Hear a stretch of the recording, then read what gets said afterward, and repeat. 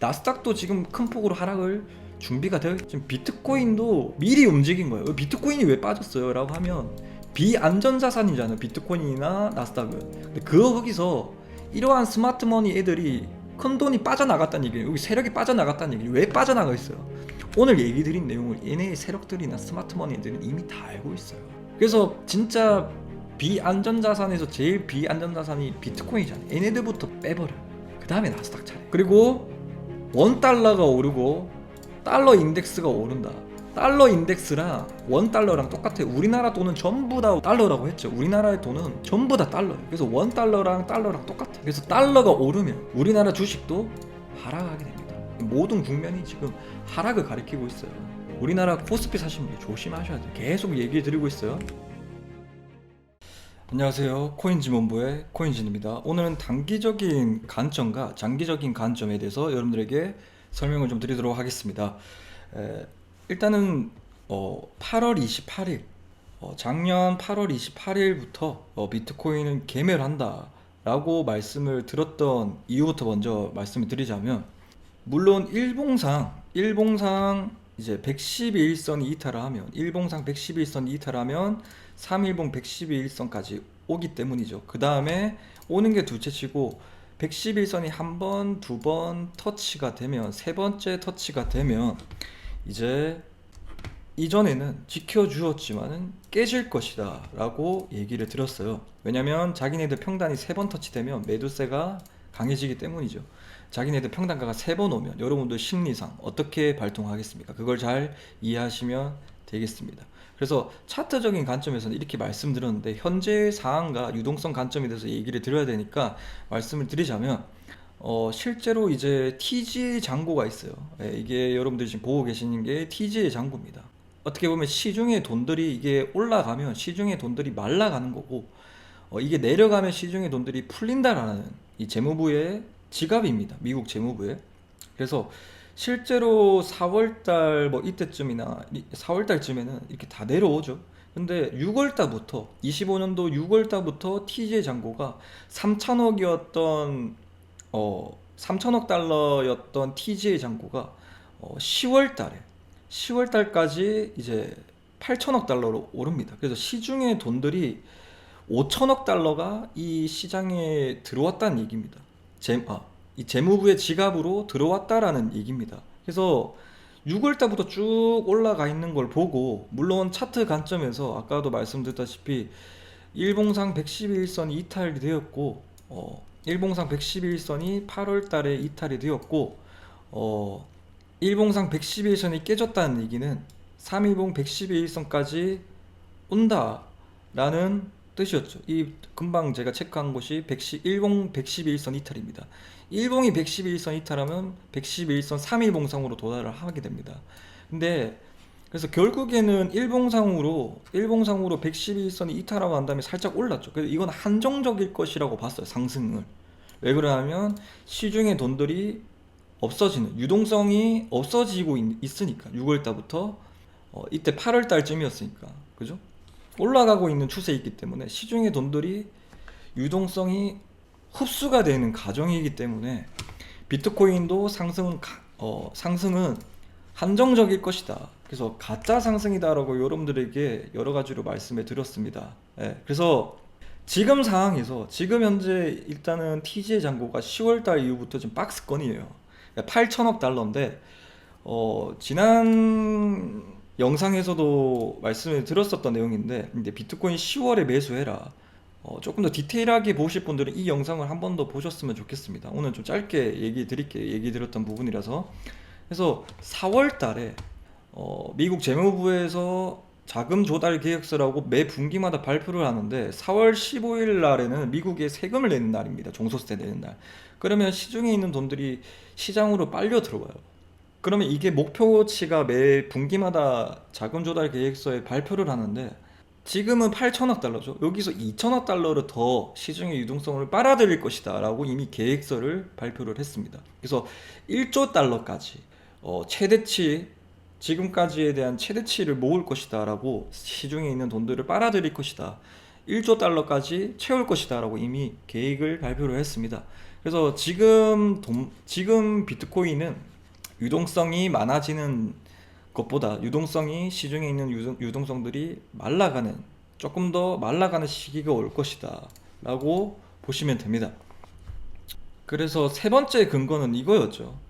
이게 2025년도 2월 9일 날에 제가 미국의 금리 인상 이후에 고점에서 얼만큼 유지하고 본격적인 금리 인하에 대한 사이클이 열리냐.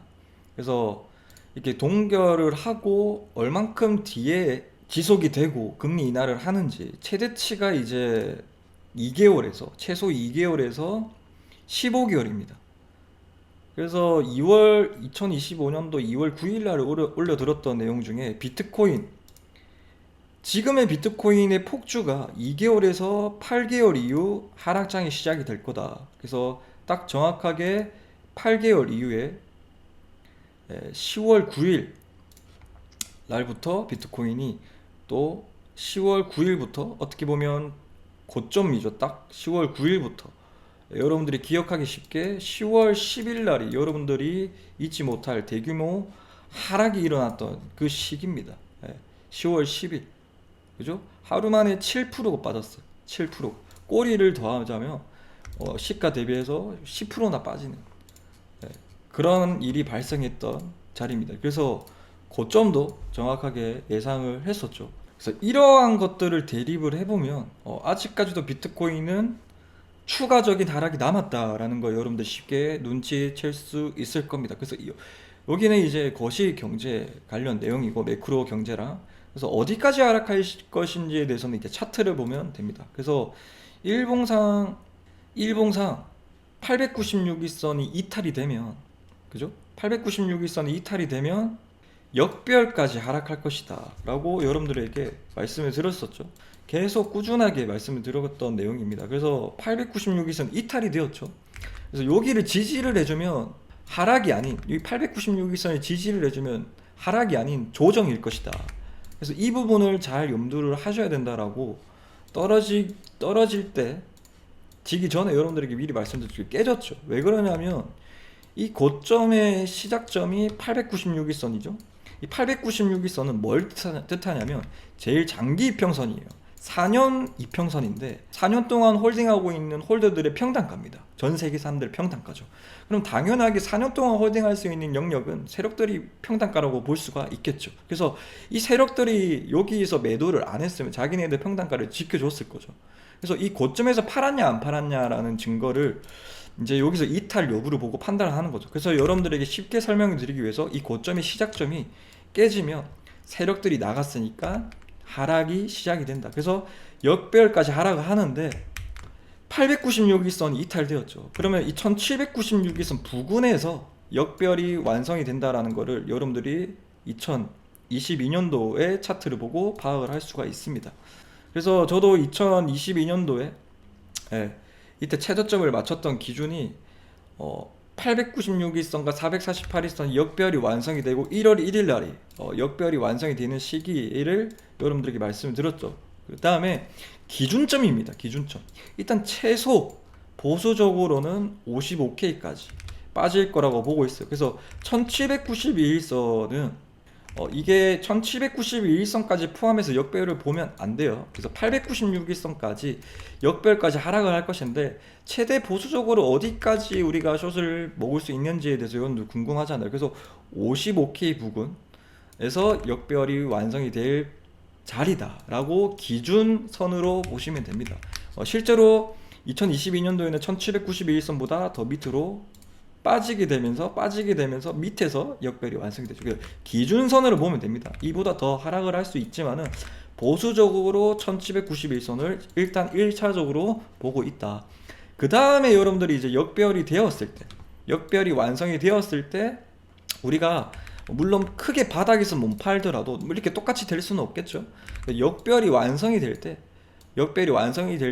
좀 매도를 해도 됩니다. 그래서 자금이 좀 빨리 필요하신 분들은 1차적으로 55K에 이렇게 익절을 하셔도 되고, 어느 정도 내가 물론 이때는 더 크게 하락을 했죠. 근데 만약에 지금 만약에 떨어지면 1791선 터치를 하고 물론 하고 난 다음에 위에서 역별이 완성이 될 수도 있잖아요. 그래서 그냥 나는 눈으로 확인을 하고 조금 여유 있게 나는 확인을 하고 숏을 내리고 싶다 하신 분들은 역별이 완성이 될 때까지 숏을 들고 가셔도 무관합니다. 그래서 그런 것들은 여러분들이 들고 있는 시드에 대한 경제적인 사항을 고려해서 여러분들이 스스로 첫 번째냐 두 번째냐 선택을 하시면 되겠습니다. 그래서 꾸준하게 여러분들에게 말씀을 들었던 내용인데, 어제 라이브에서도 여러분들이 1792일선이 이탈이 될 때 라이브 영상에서 말씀을 드렸던 내용인데, 풀 버전을 보실 분들은 2시간짜리입니다. 그래서 이걸 보실 분들은 좀 참고하시고, 오늘 내용은 좀 어제 내용을 다시 얘기 드리면서 조금 더 디테일하게 말씀 좀 드릴 건데, 제가 일단은 1792일선 1시간 봉상으로 1792일선을 이 종고점을 돌파를 하면 1792일선을 올 가능성이 크다. 여기가 고점을 찍고 78K를 고점을 찍고 하락할 확률이 크다라고 했죠. 그래서 이 74.4K에서 75K 레벨을 이 고점을 뚫으면 78K까지 상승할 확률이 크고 터치되고 난 다음에 하락할 확률이 크다라고 여러분들에게 말씀을 드렸죠. 그래서 이렇게 보고 있다. 그런데 또 한 가지의 포커스는 만약에 이 1792일선이 어떤 자리냐면, 아까도 말씀드렸다시피 1791선은 뭐예요? 896일선 4년선이고 이게 8년선이에요. 물론 1시간 봉이지만은 여기서 여기가 이제 8년 전에 물렸던 사람들의 쉽게 예시를 들면 8년 전부터 사고 있는 사람들의 평단가가 여기에요. 물려있죠. 근데 이 사람들이 어떤 경제적인 글로벌 이슈라든지 이런 것들을 보고 자기네들 평단가가 실제로는 이때는 물려있는 가격이 대비해서 10%였는데 점점 다가오니까 2%로 줄어들어요. 그래서 내 평단가까지 기다리지 않고 어느 정도 반등이 나왔을 때 팔려는 사람들이 많으면 이렇게 자기네들 평단가 밑에서 팔게 됩니다. 그래서 매도세가 강하면 1791선까지 안 오고 매도세가 강해집니다. 그래서 이거를 우리가 포착을 하려면 뭘 봐야 된다고 했죠? 여러분들한테 5분 봉상 1791선이 이탈이 되는지, 그러면 여기 이 고점이 이 1791선 1시간 봉상으로 이 사람들이 매도세가 강해서 점점 떨어지는 시그널이다.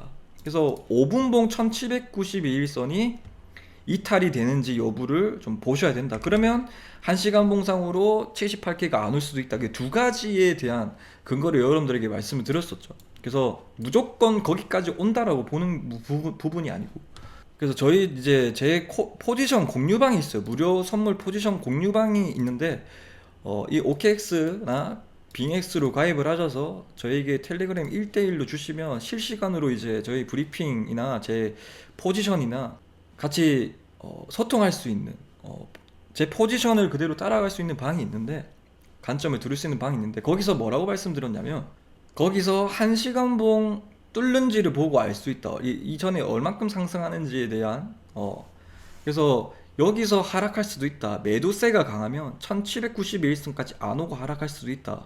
더 갈지는 1791선 안착 여부를 봐야 되고 데크 등등. 그래서 뭐 여기서 매도세가 강하면 1791선까지 안 오고 하락할 수 있다 라고 따로 또 한 번 더 브리핑을 해드려요. 그리고 저희 공개방에서도 물론 똑같이 말씀드려요. 그래서 5분봉 224일선 데드크로스 발생이 되면서 5분봉 224일선 3번이나 깨져요. 한 번, 그죠? 한 번, 두 번, 세 번째죠. 그래서 이 세 번을 보고 더 확률이 높아졌죠. 그래서 여기서 뭐라고 말씀드렸냐면, 5분봉 224일선이 깨지는 걸 보고 뭐라고 말씀드렸냐면, 5분봉 224일선이 깨졌을 때 여러분들에게 공개방에서도 똑같이 말씀드려요. 3월 16일 날에 3일 전에 5분봉 224일선이 이탈이 마감이 됐다. 5분봉 224일선이 이탈을 해야 896일선 올 가능성이 높다. 그래서 이렇게 되면 세 차례 896일선 부근 기술적 반등 나온 자리 재터치 하락을 갈 가능성이 높다. 그래서 3번 이상 터치는 세력들의 의도다. 그 터치하는 방향대로 간다. 3번 이상. 그래서 1791선 이탈 여부는 2번 하면 잔소리다. 한 번보다 두 번보다 세 번째는 안 봐도 비디오다. 그래서 1791선이 깨질 것이다 라고 예상을 했고, 물론 포지션에 진입을 할 때는 예상으로 들어가면 안 됩니다. 실제로 이탈하는지 여부를 보시고 들어가야 된다. 그래서 어제 유튜브 라이브에서도 5분봉 1791선이 이탈이 되기 전에 이미 저는 비트 물량을 숏을 진입을 했습니다. 72.4K에.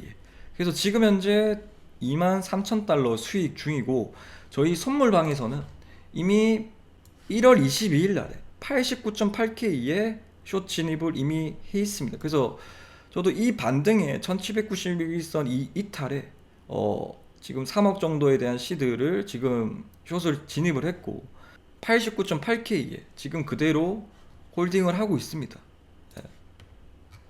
89.8K에 숏을 진입을 하시려고 해서 했고, 또 신규 분들도 5분봉 1791선이 이탈하기 전에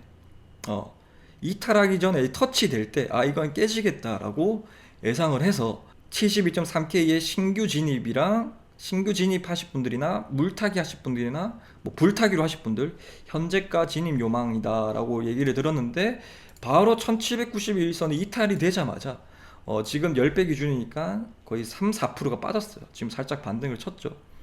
그래서 지금 보시면 1791선 요 자리입니다. 그죠? 그 다음에 1791선 곱하기 2배를 하면 3584일선입니다. 지금 또 크게 하락했던 이유가, 여기서 반등 줬던 이유가 3584일선을 딱 정확하게 지지를 받고 올리죠. 근데 여기서 올려야 되는데 못 올리거든요. 그죠? 근데 여기가 신기하게 이탈이 되면서 데드크로스 5일선이 되니까 크게 하락을 하죠.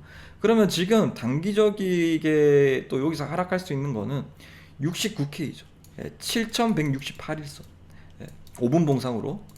그래서 여기가 이탈이 되면 좀 더 진짜로 중장기 추세로 진짜 크게 하락할 수 있다. 디테일하게.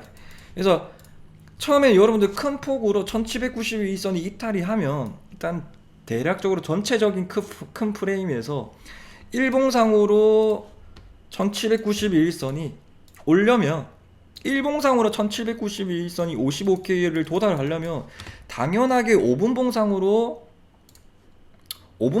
당연하게 1791선이 이탈이 되어야 일봉상으로 1791선이 올 거잖아요. 당연하게. 그래서 조금 더 디테일하게 얘기 드리면, 더 확률을 높이려면 1791선 이탈보다 3584일선 이탈이 중요하고, 3584일선 이탈보다 7168일선이 이탈이 되는지. 지금 현재 그 가격이 69K입니다. 이거는 바이비트에서만 나옵니다. 트레이닝 뷰에는 1791선 이상으로도 못 써요. 더 이평선을, 큰 이평선을 못 늘리더라고요.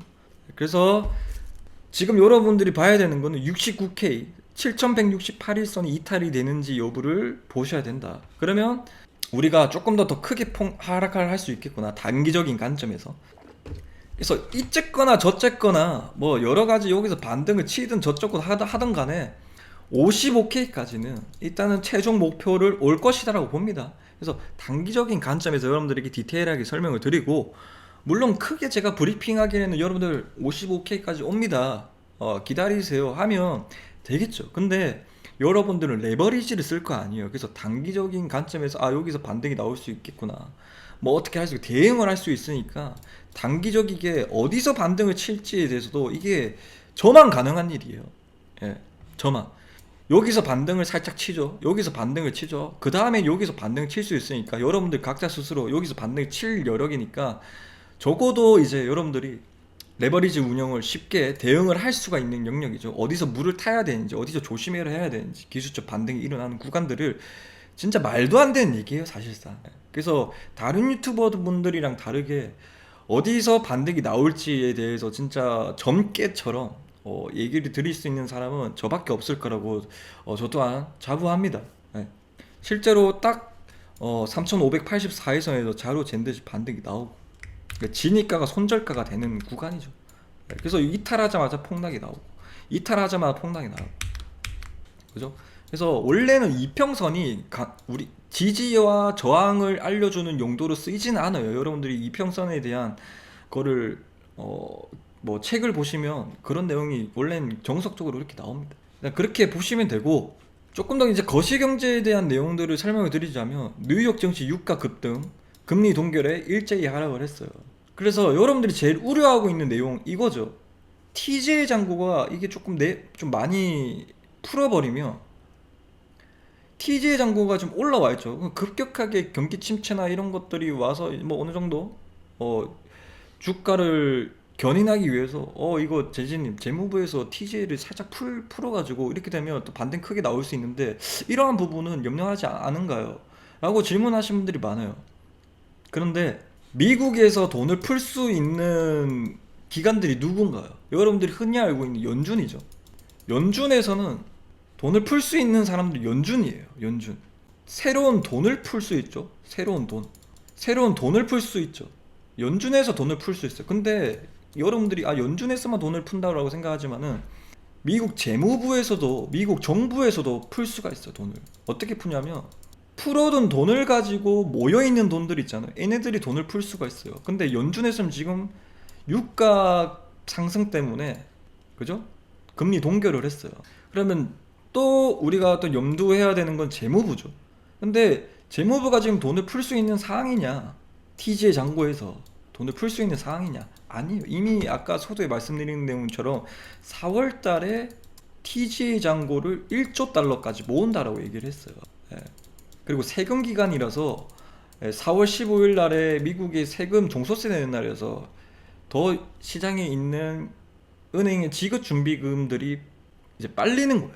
빠져나가는 구간. TG의 잔고로. 그래서 1조 달러까지 이미 계획되어 있어요. 그래서 여기서 4월달, 5월달에는 조금 여러분들이 6월달부터 이렇게 올랐잖아요. TJ 잔고가.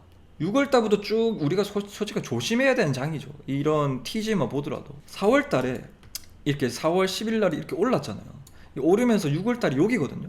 이때부터 우리가 조심해야 되는 거예요. 우리가 실질적으로 사람들이 여기서 뭐 종고 끌고 2억 간다, 3억 간다라고 하는 사람들은 어떻게 보면 이 시장에 대한 유동성만 파악해도 비트코인은 쉬워요. 예.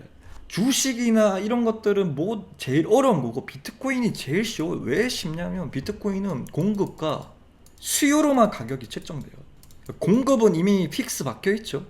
반감기라는 게 4년 반감기라는 게 공급이 항상 줄어들어요. 이런 거는 우리가 신경 쓸 필요가 없어요. 4년마다 신경 쓰면 되니까. 수요인데 결국에는 유동성에 대한 흐름이죠.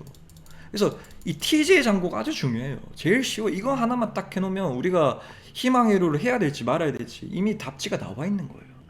결국에는 이 TJ 잔고가 1조 달러까지 반대로 생각해보면 1조 달러를 찍으면 결국에는 평균적으로 3천억 달러까지 내려와요. 그럼 시장의 유동성들이 나중에 추후에는 7천억 달러를 풀린다는 얘기와 똑같은 거거든요. 그래서 우리가 지금 딱 계획이 7천억 달러가 풀릴 때쯤에는 우리가 진짜 불장이 크게 오겠구나.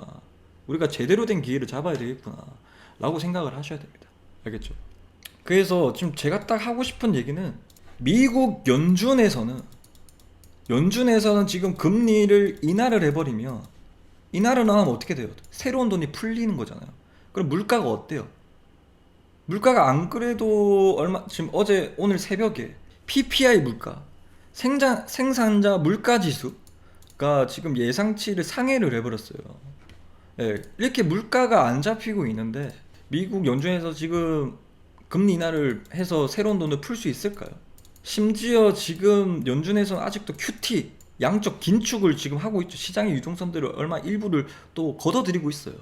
근데 지금 미국 재무부에서 TJ를 풀고 싶어도 못 푸는 상황이에요. TJ를 풀어버리면 시장에 있는 유동성들이 많아지면 물가가 걷잡을 수 없이 올라가져요. 그래서 어쩔 수 없이 유가가 이렇게 오른 만큼 올랐으니까 지금 풀 수도 없는 노릇이에요. 이 상황에서 유가도 오르고 이러는데, 그죠? 그래서 유가에 대한 차트에 대한 분석을 말씀드리자면, 자, 유가 이제 기법을 잘 아실 거라 생각해요. 역별이 완성이 되고 난 다음에 역별이 이제 제일 높은 이평선들이 제일 위에 있는 순서를 역별이 완성이 됐다는 얘기를 합니다. 실제 역별이 완성이 되죠. 1번 구간, 2번 구간, 3번 구간이 있어요. 이 3번 구간이 896일선 돌파를 얘기를 하는 겁니다. 그래서 1번 하락 구간, 2번 행보 구간, 3번 구간이 나와요. 896일선. 여기에 이제 진짜 역별 구간에서 정비열로 완성되는 구간을 3번 구간으로 하는데 이 2번 구간에서 매집봉이 많이 나와요. 근데 장기 이평선들을 뚫을 수 있는 영역은 세력들만이 할 수 있는 영역이죠. 그걸 우리를 2번 구간에서 매집봉으로 보는데, 자, 2번 구간에서 매집봉이 많아요. 448까지 이 세력만이 뚫을 수 있는 영역이에요. 예? 유가지만은 유가 448일선 2년 전에 물렸던 사람들을 살려줬다는 얘기는 세력만이 할 수 있는 영역이에요. 어떻게 보면 24년도, 25년도 초, 26년도 6월 달부터 누군가 유가를 매집을 많이 하고 있었어요. 그러니까 이렇게 크게 가는 거예요. 예. 그래서 이 3번 구간에서 2번 구간에 이게 매집이 있냐 없냐, 세력이 들어있냐 없냐에 따라서 890일선 돌파에서 얼마큼 크게 갈지, 조금 갈지 크게 갈지는 앞에 매집봉의 여부를 따라서 다르다. 그래서 정별까지 유가가 오를 거라고 생각을 합니다. 차트 분석에서는.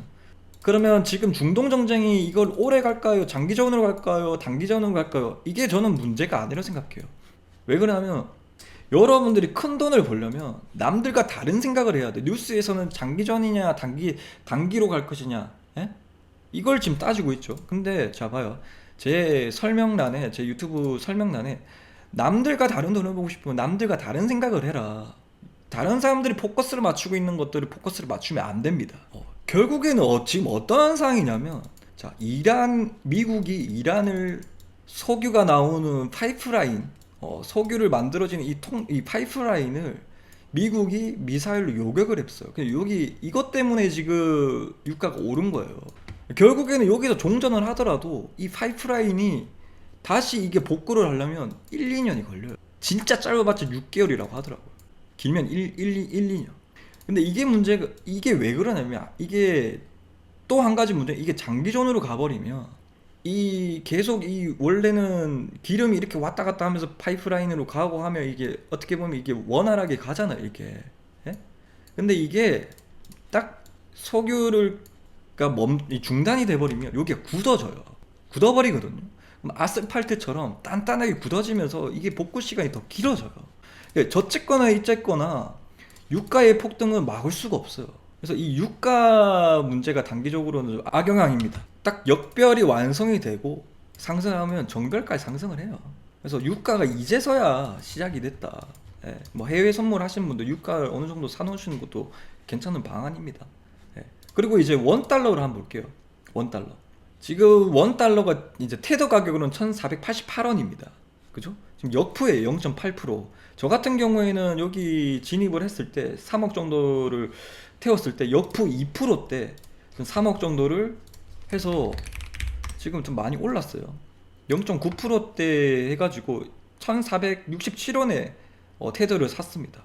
예, 지금 역푸가 0.8% 깨져 있는데도 1400 더 올랐어요. 지금 원달러로 보면 1500원이에요 2008년도 금융위기 이후로. 예? 환율이 지금 17년 만에 1500원대로 마감이 됐어요. 제가 여러분들한테 계속 말씀드렸죠. 지금 달러를 사놔라, 오를 거다라고 여러분들에게 계속 언급을 드렸었죠.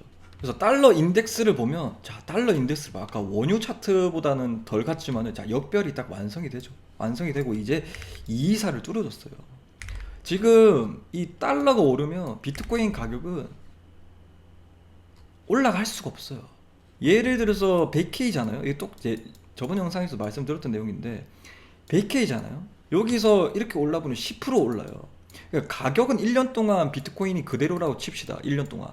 근데 원달러가 오르면 가격이 그대로라도 달러가 10% 오르면 110K라는 뜻이에요. 매도세가 강해질 수밖에 없는 거예요. 달러가 올라가면 안 좋아요. 예, 이해되시죠? 그래서 달러도 지금 정별로 되고 이 상황이에요. 지금 여기에요, 여기. 그래서 달러가 뭐 지금 저점 대비해서 뭐 10% 이상 갈 거라고 그래요. 1600원 간다라고 계속 여러분들에게 언급을 드리고 있어요. 언급을. 예. 1400원 이때도 원달러 뭐 1440원부터 1440원부터 여러분들에게 원달러를 좀 사놔라. 그 테더를 사놔라. 예. 매매를 안 하시더라도. 혹은 나스닥도 얘기 들었죠. 내가 나스닥 관점에서도 얘기를 들었었어요. 왜 지금 또 하락이 또 남았는지에 대한 이유를 얘기를 드리자면, 자, 이때 2018년도 차트입니다. 트럼프 1기죠. 지금 시장이 제일 쉬워요. 대통령을 두 번이나 해먹 애라서 이 정책들이 비슷하거나 똑같이 흘러가요. 물론 차트도 똑같이 흘러갑니다. 이게 2018년도 나스닥 차트입니다. 일봉상 이때는 896이선 도달했을 때 이때 미중 무역 전쟁이 터져요. 근데 실제로 이 현재 차트도 미중 무역 전쟁이 이때 터졌었어요. 그 다음에 이 2019년도 이때쯤에 20년도에는 코로나가 터져요.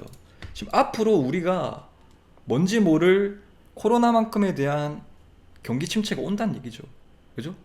근데 여러분들이 스탠스를 해야 되는 거는 여러분들이 경기 침체가 엄청 터졌을 때 이때 많은 사람들이 패닉을 하게 돼요. 이 고점에서 물린 사람들, 예? 코스피 이런 사람들 있잖아요. 이런 사람들이 이때쯤 패닉을 다 해요. 뭐가 터져가지고.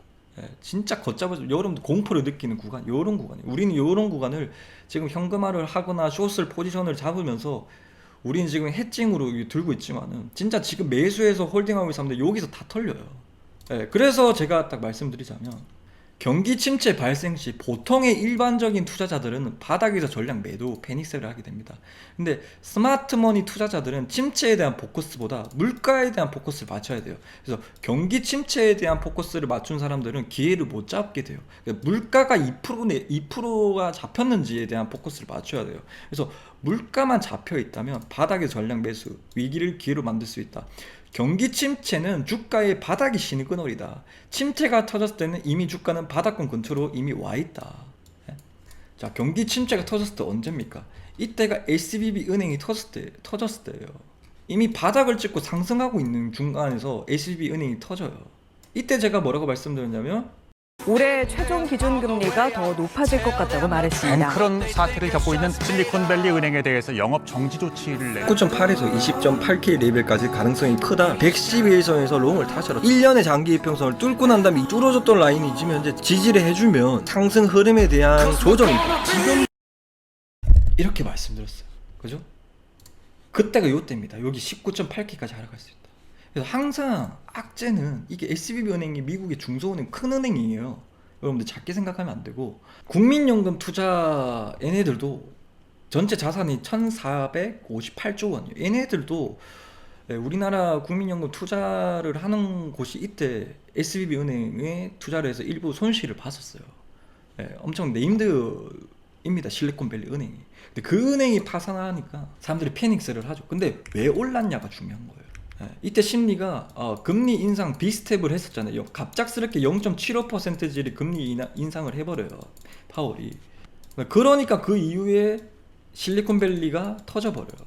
그러면 사람들이 물론 이 이후에 금리 인상을 계속 했지만은 심리가 이 은행이 터지는 명분으로 금리 인하를 곧 하겠구나 라는 심리를 올려버려요. 그래서 이때부터 금리 인하에 대한 선반영이 쭉 이루어진 거예요. 어떻게 보면 이제 정별이 거품의 영역인 거예요. 이제 거품이 꺼지는 영역이고 정상화 구간이 오늘 새벽에 3시에 미 연준에서 2차례 연속 금리를 동결을 했죠. 그러면 지금 2차례죠. 언제 대폭으로 여러분들이 말씀드린 게 아까 연준에서 새로운 돈을 뿌릴 수 있다 했잖아요. 이게 금리 인하예요. 인하를 하는 거는 새로운 돈을 푸는 거예요. 지금 언제까지 동결을 하고 하락할지에 대해서는 아까도 소도에 말씀드린 내용처럼 최소 2개월에서 최대 15개월이다. 그래서 이 보면 지금 2연속이잖아요. 1, 2. 그죠? 그러면 지금으로 따지면 5월달입니다. 5월달. 지금으로 따지면 봐봐요. 2개월 연속했잖아요. 평균적으로 15개월이지만은 특수한 경우 15개월을 제외하고 중국 이때 뭐 일이 터져 이때 제외하고 평균적으로 2개월에서 8개월 아니다. 그래야 그 대폭 금리 인하하는 시기, 새로운 돈이 풀리는 시기. 경기 침체가 터졌을 때겠죠. 그럼 경기 침체가 언제 터지냐? 경기 침체가 터졌을 때 제가 바닥이라고 말씀드렸죠. 그러면 언제가 바닥일지에 대해서 유추해 볼 수가 있는 거예요. 우리가 과거 역사적 데이터를 보면서. 그죠? 그렇게 되면 지금 2연속이니까 6개월 남은 거죠. 그렇게 되면 9월 달이에요. 9월 달. 근데 이게 FOMC가 맨날 달마다 있는 게 아니거든요. FOMC가 언제 되냐면 CME 패드워치를 가면 금리 FOMC를 여는 달이 있어요. 지금 언제냐면 4월 달에 있고, 그다음 6월 달에 있고, 7월 달에 있고, 9월 달에 있어요. 그러면 2개월치가 빠지잖아요. 2개월치가. 그죠? 4월 달에 있고, 6월 달에 있고, 7월 달에 있고, 9월 달에 있으니까. 그죠? 그러면 5월 달에 FOMC를 안 하고, 그리고 8월 달에 FOMC를 안 합니다. 그러면 1, 2, 3, 4, 6개월이죠. 그러죠? 다 포함해서, 달을 포함해서. 그러면 1, 2, 3, 4니까 6개월이니까 지금까지 2개월 동결을 했으니까 대략적으로 인하의 시기는 10월 달쯤 되겠죠. 10월 달쯤. 2개월 금리 동결을 하고 지금 FOMC가 4개월이 남았죠. 4개월로 치면 6개월이잖아요. 그렇게 치고 두 달이 비니까 그럼 딱 8개월이 돼요. 그죠? 그러면 9월 16일, 미국 시간으로 9월 16일이나 10월 달쯤에 금리 인하에 대한 금리 인하가 할 수 있는 가능성이 높아져요. 그죠? 그럼 10월쯤 부근이 금리 인하할 확률이 매우 높은 거죠. 그럼 딱 8개월치가 나와요. 최대치가. 역사적으로 71년도부터 지금 현재까지입니다. 이거랑 차트랑 대립해보면 제가 말씀드렸죠. 또 차트적인 관점에서 또 한번 우리가 봐요. 비트코인이 제가 이전에서도 10월 달에 매수를 준비해라 라고 말씀을 드렸어요. 한 번 더 얘기를 드리자면, 자, 피보나치를 한번 찍어볼게요. 피보나치에 대한 시간 피보나치를 찍고 15년도부터 저점, 고점을 찍어요. 그럼 딱 저점이 나와요. 그죠? 이제 2015년도부터 딱 찍으면 저점을 찍고 이때 고점을 딱 찍어요. 그럼 딱 저점이 나오죠? 10월 딱 찍어요. 그죠? 그 다음에 이 저점을 해서 이 저점을 그대로 찍고 그 다음에 고점을 딱 찍어요. 자, 요게 고점이죠. 요게 저점이죠. 딱 고점을 딱 찍으면 딱 여기가 저점이 나와요. 이때가 이제 비트코인 15K 찍었을 때예요. FTX 사태, 파산 사태 때. 그럼 다시 이때부터 찍어요. 그 다음에 고점을 찍어요. 이제 언제 최저점이 나오는지 딱 찍어요. 그러면 일봉상으로 보면 10월 2일이 저점이 나온다는 얘기예요. 그러니까 10월 달에는 겹치는 구간. 자, 8개월 연속으로 8개월 동안 금리 동결을 한다고 했죠. 지금 2개월 연속이에요. 그러니까 지금부터 6개월 동안, 약 6개월 동안 시장에 있는 돈들이 안 풀린다는 얘기예요. 조금 이 TG에서 방출은 하겠지만 큰 폭으로 우리가 진짜 뭐 상승할 수 있는 모멘텀이 안 만들어지는 거죠. 그리고 더군다나 물가가 오르면 안 되니까. 그래서 이 시장을 박살을 조금 내줘야 이게 좀 물가가 잡히려면, 왜 비트코인을 하락시키고 나스닥도 왜 하락을 시키냐면, 물론 중간 선거 이전에 트럼프는 이 고점의 가격대를 유지하는 거는 매우 부담스러울 겁니다. 물론 이건 두 번째 이유라 봐요. 제일 중요한 거는 제가 뭐라고 했어요. 포커스를 경기 침체에 맞추면 안 되고 물가를 봐야 된다.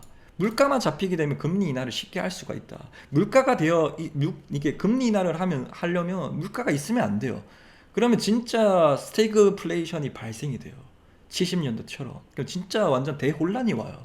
그래서 이 미국 재무부도 이 물가를 잡히기 위해서는 이 나스닥이 내려와야 돼. 비트코인도 내려가줘야 돼. 그래서 나스닥이나 이런 것들이 생각해봐요. 왜 그러냐면 쉽게 얘기하면 나스닥이 매 계속 오르는데 사람들이 소비가 많아질 거예요. 소비가 많아지면 물가가 오를 수밖에 없잖아.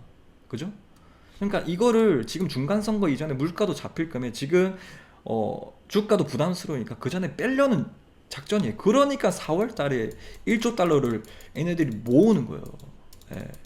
1조 달러를 지금 2천억 달러 더 빠는 거예요. 그래서 쉽게 얘기하면 2보 전진을 위한 1보 후퇴 작전을 지금 트럼프가 준비를 하고 있다 라고 생각하시면 됩니다. 그래서 우리가 이런 경기 침체, 이 프랙탈을 보면서 2018년도 이 프랙탈을 보면서 우리가 이때 바닥권을, 이때 사람들은 다 이때 파는 거예요. 이때 코로나 터졌을 때 사람들 다 팔았어요. 왜 그러냐면 사람들이 제일 패닉을 느낄 때가 언제냐면, 지금은 연준이 지금 뭐 금리 인하하고 동결하고 하잖아요. 사람들이 제일 공포로 느끼는 게 연준이 아무런 도움을 못 주는 상황이라고 만큼 침체가 터졌을 때 패닉이 와요. 코로나가 터졌어. 바이러스가 터졌어. 글로벌적으로. 연준이 금리 뭐 어떻게 바이러스가 그 연준이 해결할 수가 없잖아요. 그때 패닉이 와요. 어떡하지 하고. 그래서 이때 다 팔아버려요. 근데 우리는 사야 된다. 사야 되는 구간이 오고 있다.